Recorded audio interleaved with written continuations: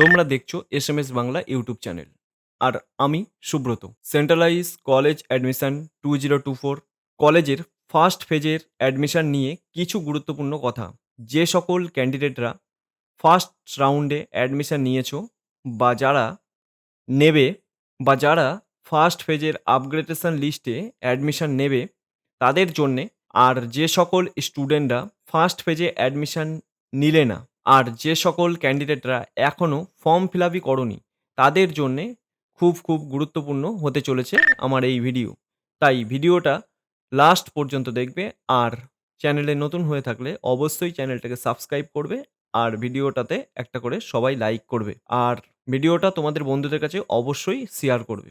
তা চলো আজকের ভিডিও দেখো। যে সকল ক্যান্ডিডেটরা আছো প্রথম রাউন্ডে অর্থাৎ ফার্স্ট ফেজে অ্যাডমিশন নিয়েছো সেই সকল স্টুডেন্টদের এখনও বাকি খুব গুরুত্বপূর্ণ, যেটা না করলে তোমাদের অ্যাডমিশন ক্যান্সেল হয়ে যাবে, সেটা হলো ফিজিক্যালি ডকুমেন্টস ভেরিফিকেশন। এটা যে সকল ক্যান্ডিডেটরা আছো বা যারা অনলাইনে পেমেন্ট করেছো টাকা, তারা সকলেই এই ডকুমেন্টস ভেরিফিকেশনটি কমপ্লিট করিয়ে নিতে হবে। আর এই ডকুমেন্টস ভেরিফিকেশনটি চলবে তোমাদের নিজের কলেজে 31/7/2024 থেকে 6/8/2024 তারিখ পর্যন্ত। এবার দেখো, এই 31 তারিখ থেকে 6 তারিখের মধ্যে কোনো একদিন তোমার কলেজে ডকুমেন্টস ভেরিফিকেশনটি হতে চলেছে। তোমরা যে সকল স্টুডেন্টরা আছো যে তারা এখনও জানো না যে তোমার কলেজে কবে হতে চলেছে এই ডকুমেন্টস ভেরিফিকেশনটি, তাহলে তাদের বলবো আমাদের এই টেলিগ্রাম গ্রুপে যুক্ত হয়ে যাও। আমরা তোমাদের জানিয়ে দেব। এই হলো সেই গ্রুপ যেখানে অলরেডি অনেক স্টুডেন্টরা তাদের নিজের কলেজে কবে ডকুমেন্টস ভেরিফিকেশন হতে চলেছে সেটা চেক করতে পেরেছে বা চেক করে জানিয়েছি তাদেরকে। আর যারা এখনও জানো না তাদের এই গ্রুপে যুক্ত হয়ে যাও। আমি এই গ্রুপের লিঙ্ক তোমাদের এই ভিডিওর ডেসক্রিপশন বক্সে আমি দিয়ে দিলাম, অবশ্যই ওখান থেকেও তোমরা যুক্ত হতে পারবে। এবার বলি, যে সকল স্টুডেন্টরা ফার্স্ট রাউন্ডে অ্যাডমিশন নিলে না বা অ্যাডমিশন ক্যান্সেল করলে, সেই সকল স্টুডেন্টরা আবার মপ আপ রাউন্ডের তাদের আর রেজিস্ট্রেশন করার কোনো দরকার নেই। তাদের শুধু কলেজের যে প্রেফারেন্স অপশনটা আছে সেখানে তোমরা এডিট করলে ভালো করে সাজালেই হবে। যে সেকেন্ড ফেজে মপ আপ রাউন্ডে অ্যাডমিশন শুরু হবে 8ই আগস্ট থেকে, চলবে 17ই আগস্ট পর্যন্ত।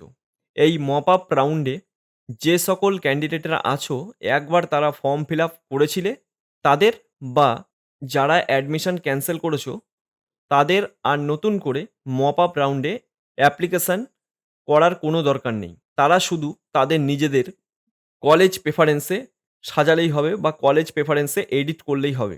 এবার তোমরা খুব ভালো করে তোমাদের পছন্দের কলেজটি 1 নম্বর প্রেফারেন্সে রাখবে, যাতে তোমরা অ্যাডমিশন নিতে কোনো প্রবলেমে না হয় বা কোনো প্রবলেমে না পড়তে হয়।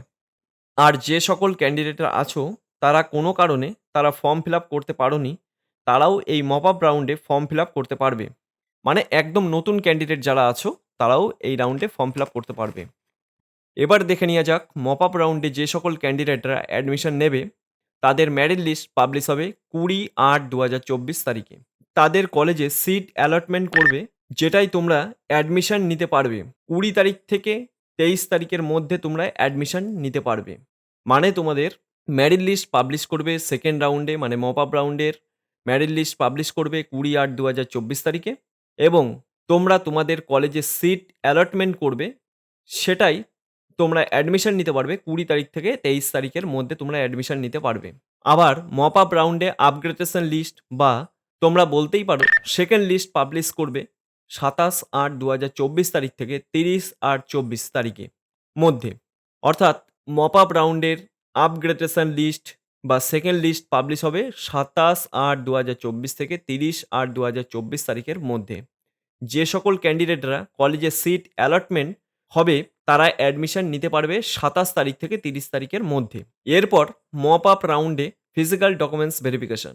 হ্যাঁ, এরপর থাকবে ফিজিক্যালি ডকুমেন্ট ভেরিফিকেশন, যেটা হচ্ছে মপ আপ রাউন্ডে 3/9/2024 থেকে 7/9/2024 তারিখের মধ্যে নিজের কলেজে গিয়ে তোমরা তোমাদের ডকুমেন্টস ভেরিফিকেশনটি করাতে হবে।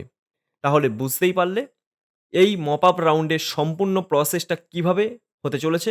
এবার যে সকল স্টুডেন্টরা আছো যে তোমরা অ্যাডমিশন নাওনি তারা আমাদের গ্রুপের সাথে যুক্ত হয়ে যাও। আমরা A to Z খবরাখবর দিয়ে দেব। তোমাদের কোনো খোঁজাখুঁজি করতে হবে না। তাই আমাদের গ্রুপে যুক্ত হয়ে যাও। তো আজকের ভিডিওটা কেমন লাগলো সবাই কমেন্ট করে জানাবে।